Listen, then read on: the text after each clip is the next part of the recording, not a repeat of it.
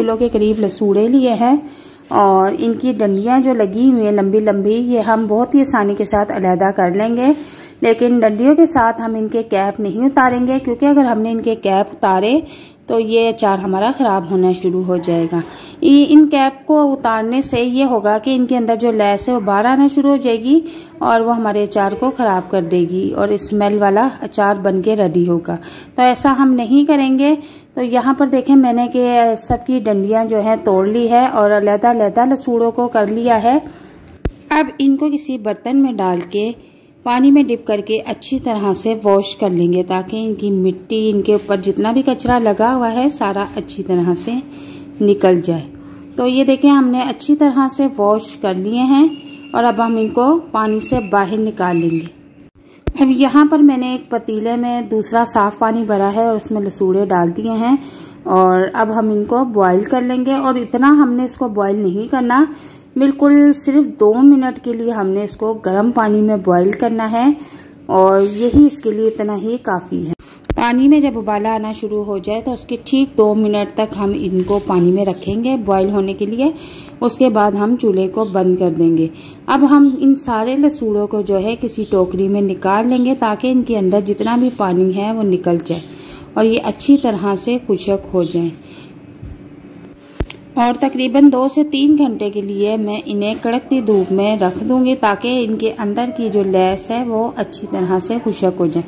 तो आप देखें 2 से 3 घंटे गुजर चुके हैं और अब हम इनके ऊपर के कैप हटा देंगे, क्योंकि धूप में रखने की वजह से इनकी जो लैस है वो खुश्क हो चुकी है, इनके ऊपर क्रीज आ चुके हैं। तो अब ये अचार डालने के लिए रेडी हैं। अब हम इनमें कुछ मसाले ऐड कर लेंगे। 3 चम्मच मैंने इसमें मेथी दाना लिया है और 3 चम्मच मैं इसमें साबुत धनिया ले लूँगी और 3 चम्मच ही मैं इसमें सौंफ लूँगी और इन तीनों को अब हम रोस्ट फ्राई कर लेंगे। और इतनी देर तक रोस्ट फ्राई करेंगे कि तब तक से इनके अंदर से खुशबू आना शुरू हो जाए।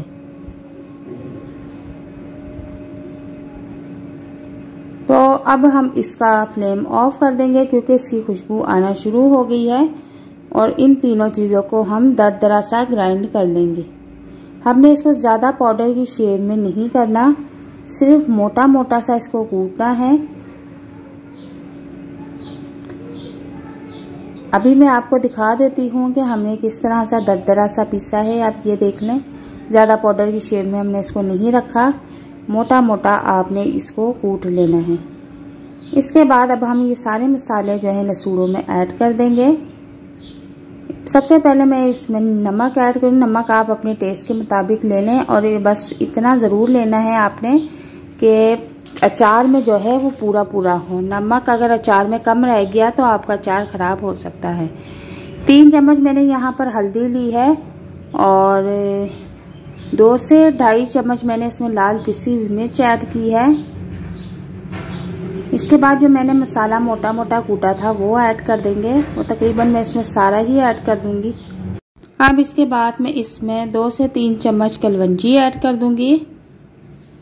आप इसमें मसाले अपने टेस्ट के मुताबिक भी रख सकती हैं। अगर आपको अचार में मसाला ज़्यादा पसंद नहीं तो आप कम ऐड कर लें, और अगर आप चाहती हैं कि अचार में थोड़ा मसाला हो, सही मसालेदार अचार बने, तो आप इसमें क्वांटिटी ज़्यादा भी कर सकती हैं। तो अब ये देखें मैं हाथों की मदद से अच्छी तरह से मिक्स कर लूँगी, ताकि लसूड़ों को जो है अच्छी तरह से सारे मसाले लग जाएं। और अच्छी तरह से मिक्स करने के बाद इनको ऐसे ही हम छोड़ देंगे।